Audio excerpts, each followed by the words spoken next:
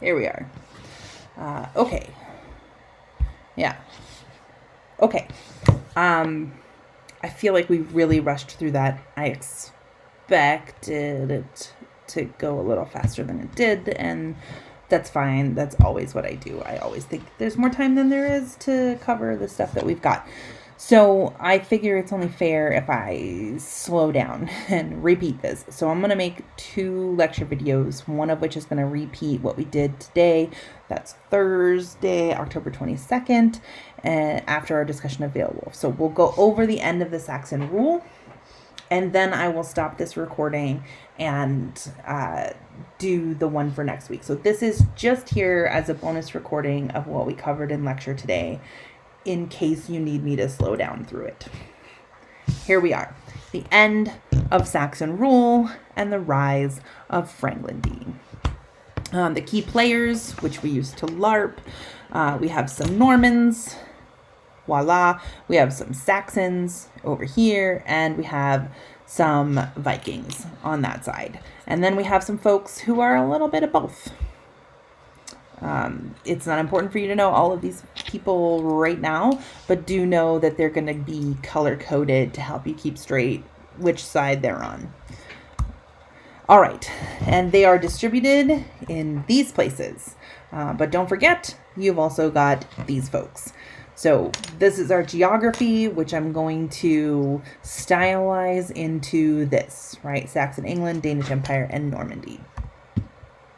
Where we left off last week is the Danelaw, the establishment of peace between King Alfred the Great and the Viking invader. So they settle, they make their home here, and this becomes half Viking, half Saxon island, at least the lower part of it. But that doesn't last very long.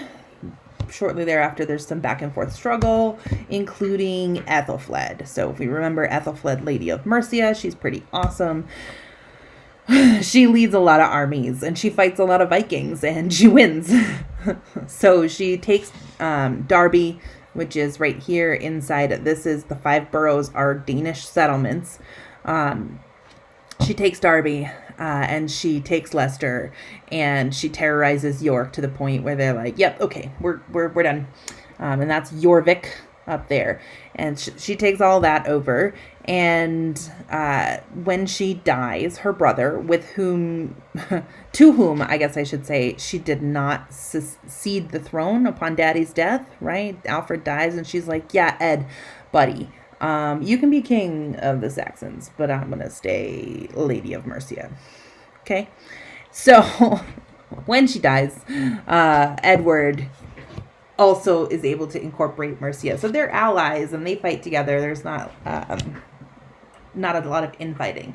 But she does definitely want to be an independent ruler, and is until the end of her life. And then we have King Edgar, right? So fast forward a little bit, and King Edgar reconquers the Danelaw. It is not a heavy military conquest, although there is some fighting. It is just more of a kind of, I think I called it a flex in lecture today, but also it's administrative, I think, is what's really important here. There's not a lot of Danish presence from Denmark in the Danelaw anymore. These people have naturalized, and they've become English settlers, right? Or maybe we should say Danish settlers in England. They're colonists, and so their loyalties are no longer really strictly aligned with those of Denmark. But that can always change. So now we bring in Æthelræd the Unready. His name is amazing and hilarious and fitting. It doesn't actually mean that he's unready. It means he's unread. The Unread, or he's ill-advised. But he's unready. His first wife, her name is Elfgivu of York. And they have a bunch of kids together. The only one that really comes into much of this conversation ends up being Edmund Ironsides, who for a brief while rebels against Daddy, and then when the Vikings come back, then he aligns with Daddy, and briefly tries to make a play for the throne, but that doesn't go well. So he's never king, but he tries. And then we have Emma of Normandy, which is Æthelred's second wife after Elfivu dies in 1002. And Emma weirdly takes the name Elfivu when she marries Æthelred, and there's some weird shit going on there, and it's going to get weirder, don't worry. But she gives birth to a handful of kids, one of whom ends up becoming Edward the Confessor, the first Edward of England. So that's a thing. Æthelred just cannot leave shit well enough alone. He resents having to pay the Danes tribute because he's kind of a shitty military commander, and so his decision is to just completely blow up the peace of the Danelaw, whatever peace there is, by ordering all the Danes in England murdered. So he does this. We don't really know if he does it fully, that like literally every single one, but you know, there's a lot, and there are mass graves, so we know that that's a thing that did happen, and that pisses off the king of Denmark, Svein Forkbeard, or Sven Forkbeard, who invades. He's like, fuck this shit, and Æthelred is like, yeah, fuck this shit. He's out. He and Emma flee to Normandy, and I don't actually know if that second child is supposed to be Emma's daughter or if it's supposed to be Edmund Ironsides. But either way, he's like, yeah, I'm going to chill with my in-laws. That's fine. Svein doesn't last long as king, though. He dies in 1014, and Æthelred's like, yeah, I'm brave. I'll go on back. That's fine. And when he does, the leader of the Danish forces in England that were there, that's Knut, he decides that rather than engage Æthelred in battle, he's going to go back to Denmark and recollect, right? Reassess and figure out what's going on. He's not Knut the Great yet. He's just Knut. So he's in Denmark. He gets his shit together. He gets permission from the King of Denmark to go right on ahead and make war. And he kills Æthelred. I mean, maybe not personally. In battle. Æthelred is defeated and dies in battle. But Emma is like, hey, baby, what's up? Also weird about what's going on between them. So Knut's first wife is another Elfivu. So Elfivu of Northampton. So Emma has married a man whose first wife is Elfivu, renamed herself Elfivu, and then remarried a man whose other first wife is Elfivu. And it is not at all clear that she is dead. So we might have a polygamous marriage situation going on, which is, there's just a lot happening.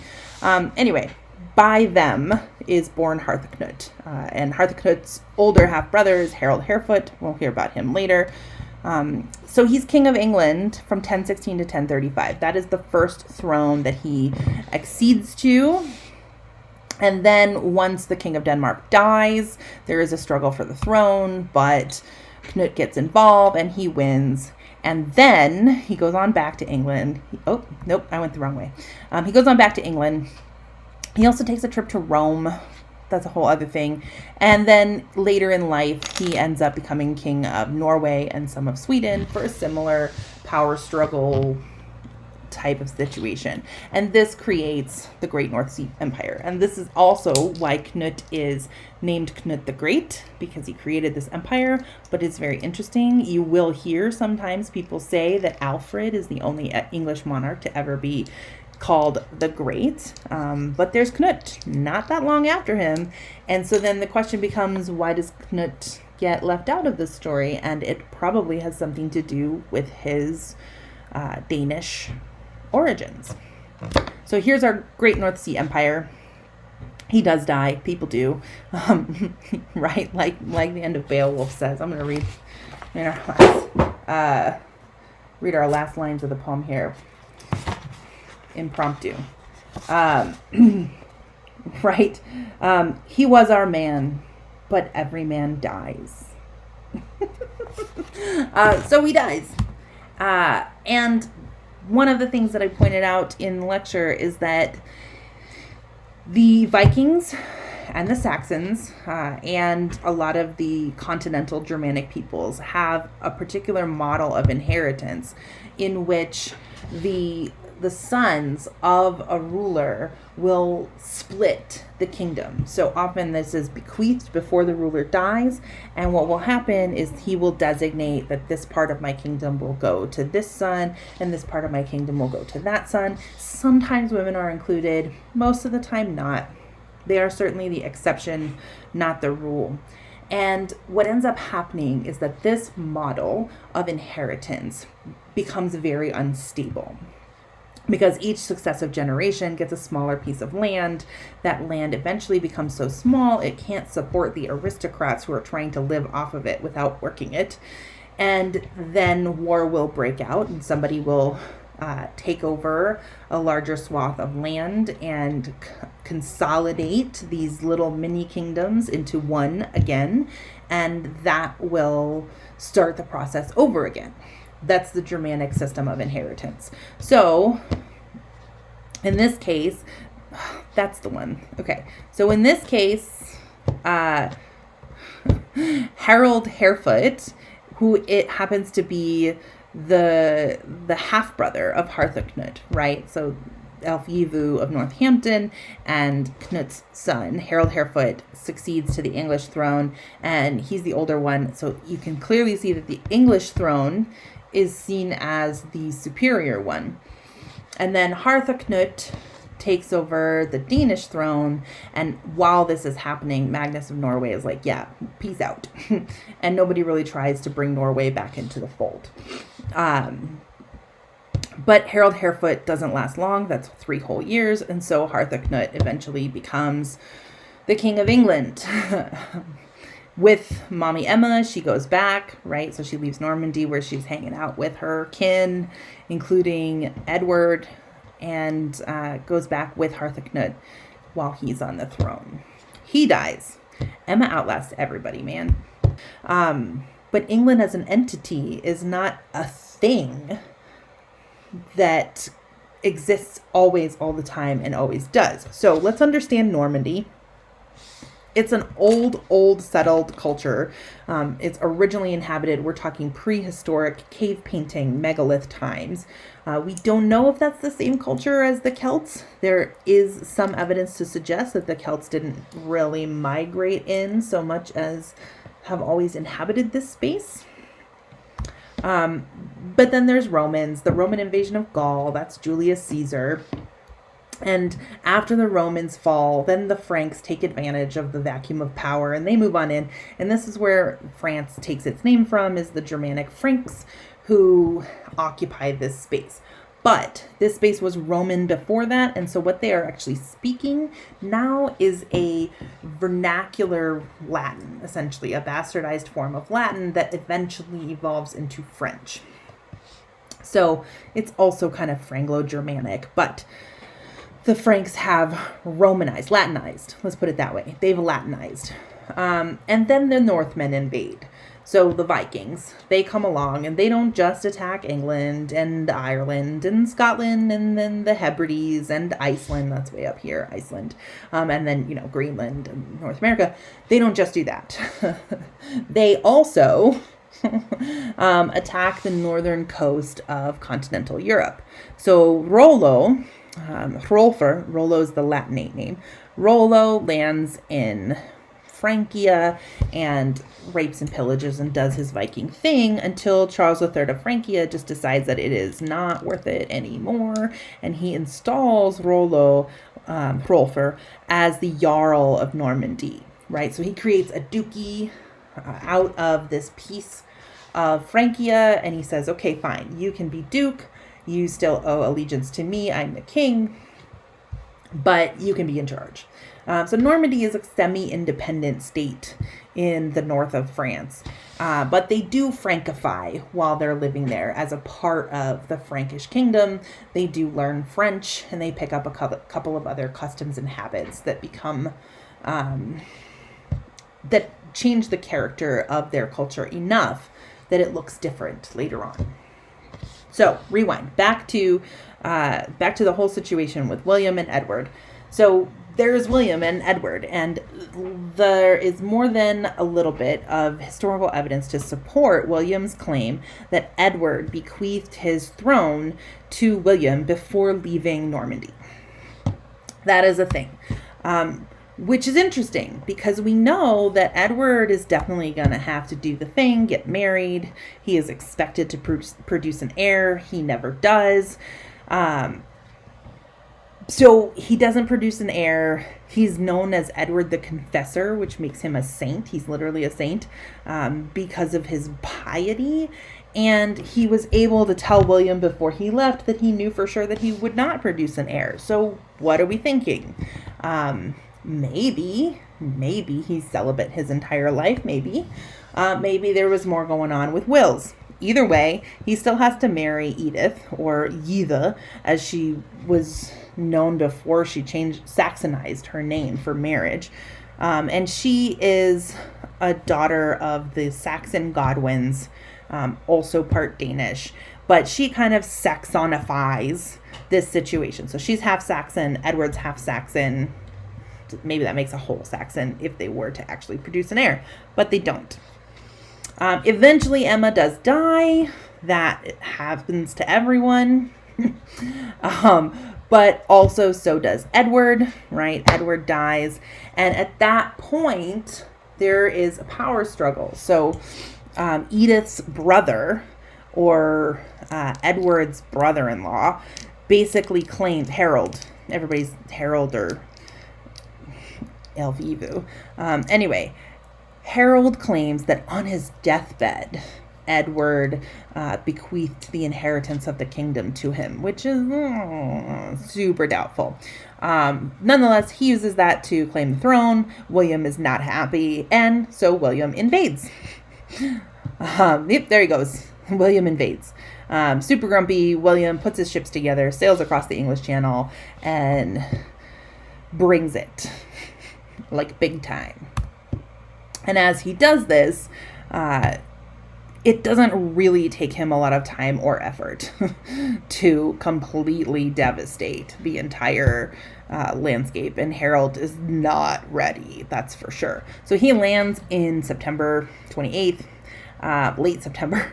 By the middle of October, this is pretty much done. Pretty much. The Battle of Hastings, which is the famous battle of 1066, of the Norman invasion. Here it is. It pretty much decides it. He does have to fight a little bit longer to make sure that everybody is subdued in all the places, but it's pretty much over after Hastings. So between landing at the end of September and December, by the time we get to Christmas, he is ready to be crowned, and this shit is over. With his succession to the throne come a few changes. So this will be the last slide of this lecture, and there are going to be a couple of things that I would love for y'all to think about when we move forward. But it's really important, and I felt like we really rushed this part of the lecture. So it's really important that we digest what William means for England. First, he brings feudalism. This is a different form of government than what the Saxons are practicing and what the Vikings were practicing, except for the Normans, right? So the Germanic peoples all have a kind of vassalage system that works according to a code called comitatus, where there is a lord. He is an elected king generally. As time goes on, that becomes kind of inherited, but not totally. And we can see that in Beowulf, for example. When Beowulf dies, Wiglaf is like, look, they're coming for us. The kingdom is not stable without their leader. And those leaders are elected because they've proven themselves to be good martial commanders. So this is one of the reasons why you have a different system of inheritance. Kingdoms don't tend to outlast the fathers very well. And in this system, you'll recall, women in Saxon culture, at least, had more rights than they appear to in many other patriarchal cultures. They at least had the right to own property and to vote for the king. And as you can see with Æthelræd, at some point, they're also allowed to hold power. This changes depending on the time and the place, but generally they're not completely subordinated. This is not to say that they're equal, and they are definitely objectified and whatever, treated as incubators, that's for sure. But feudalism is a totally different, totally new model of government, and it is one that is built on hierarchy. So in the Germanic system, all the different little kings are roughly equal to each other. And there's a king and there's his vassals. That's it. There isn't a strict hierarchy of a king over an earl who's over a duke who's above a viscount. I'm not even sure I've gotten all those ranks correct, but you get the idea. So feudalism divides society into three strict layers, strata of society. There are those who fight, the knights or the aristocracy. There are those who pray, that's the church, and those who work, and that is the peasantry. And that's it. You belong in one of those three places, especially during the High Middle Ages, which is when feudalism is dominant. As time goes on, these classes articulate a little bit, and we'll get a chance to talk about that when we do our humanism lectures. But for now, 1066, the High Middle Ages, right? The peak of medieval, the middle of the middle. This is what we have, feudalism. With feudalism comes primogeniture. And I know I rushed this point in lecture, so I want to make sure we're really clear. Primogeniture replaces the Germanic system of inheritance. So now, not everybody inherits, or not all the sons, but only the firstborn son inherits. And that's really, really important because it changes the entire structure of the society. It makes feudalism work, and it maintains stability, because now you don't have kingdoms breaking up into smaller pieces every time a king dies. You have instead one person, one son replaces the father. And the rest of the sons have to find their way in the world in a different way. Some join the church, and some go off to fight in other wars and try to win enough money or fame or land to establish themselves elsewhere. There's a lot of different ways that plays out. And in fact, primogeniture tends to be the driving force behind Jane Austen plots, right? Pride and Prejudice, the whole thing there is because the estate is entailed away because there are 5 daughters. There is no oldest son to inherit. And therefore, the estate goes to the next oldest male heir. So that's primogeniture. And also worth noting, the very last vestige of primogeniture did not fall until William and Kate's oldest child, who did happen to be a boy. But when Kate was gestating, they did not know this. And so the law was changed in order to make it so that the oldest born child, regardless of gender, inherits the monarchy. So voila. The end of primogeniture. What this also means for gender roles is that women become property. Because when primogeniture is your central form of social succession, you have to guarantee that if all of your chickens, eggs, whatever, if all the eggs are in one basket, and that one basket goes to one heir, it becomes really important to your legacy that that heir is legitimately yours. When you're splitting up your kingdom, there might be a little bit of wiggle room because you don't think of an heir replacing you, right? You are dividing your goods among your children. But when you have a single person succeeding a single person, they step into the role of the patriarch and they become the patriarch, and now it becomes really important that the son who will replace you and take your literal place in the world when you die, that son is legitimately yours. And so the policing of women's bodies starts to really crack down, and they become property, not people, like literal property. They can be sold, they can be beaten, they can be killed, they can be treated as actual objects. That's a major change for women in England at this time. Another product of William's feudalism is, now that he's the king, everything is his. So before that, that's not the case, right? The king is an overseer of vassals. But in feudalism, everything belongs to the king in a certain sense. And then it is up to him to divide up everything else among his retainers, right? His aristocracy and his noble lords. And so one of the things that he does right away is he orders essentially a census. Doom just means judgment. So this doesn't really, it's not apocalyptic. It's a counting day book. A lot less exciting. But he's like, what do I own? What's mine? Also, he brings French with him.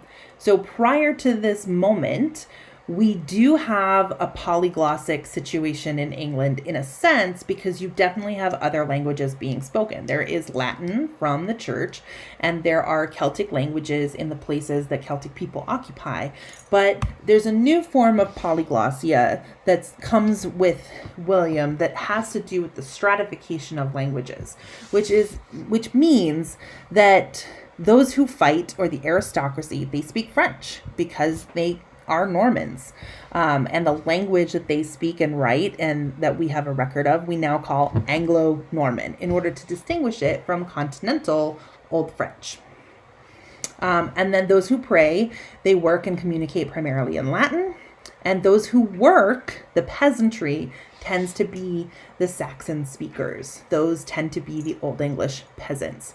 So any Saxon lord that still existed after William's invasion gets absolutely deposed and replaced with a loyal Norman lord to make sure that there is no uprising against William. This inclusion of the French culture and language has a dramatic impact on not only the shift of English culture towards feudalism and a more continental style of governance, but it also changes the way that the language develops. And so this is why English is not a primarily Germanic language. It has Germanic roots, but it's got a heavy layer of French. But one of the interesting things about this French is that it stays the language of the aristocracy for a very long time. And it continues to be the language of the courts, even today in some contexts. But for a very, very long time, French is the language of legal business in England because of this Norman legacy. So the thoughts that I want you to ponder as we end this lecture are: do the Normans count? So next week's reading is Geoffrey of Monmouth. He writes in Latin. He's an ecclesiastical person. He writes a new history of the kings of England, and it's going to be different. And there's going to be Brutus and there's going to be Arthur. So FYI, that's coming down the pike. But the other thing that's going on here is that there has to be some kind of new narrative of who this people is, who they are, because William is not a Saxon, but neither was Edward, strictly, right? And to say that William is some kind of external invader, right? You usually hear of the Norman invasion, 1066, or the Norman conquest, which really makes it sound like somebody is coming from outside. A foreigner is coming in, and they are invading our space. But what I'm hoping is clear from the lecture is that he's not that foreign, number one, that the people before him were not that Saxon, number two, and that he actually had a legitimate claim to the throne, number three. So he is actually more related, if we're talking about inheritance by bloodline, he is more related to Edward than Harold is, because Harold is his in-law, but William is his cousin. So William actually has a legitimate claim to the throne, and he also has documentation of Edward's wish for him to inherit. So that's doubly legitimate. So why do we call the Norman conquest a conquest? Why do we call it an invasion? As if everybody who was in England was definitely a Saxon, and the throne was definitely very Saxon. No Vikings here, no Normans involved. Like, they're all friggin' related to each other. They're all North Sea Germanic peoples. And they're all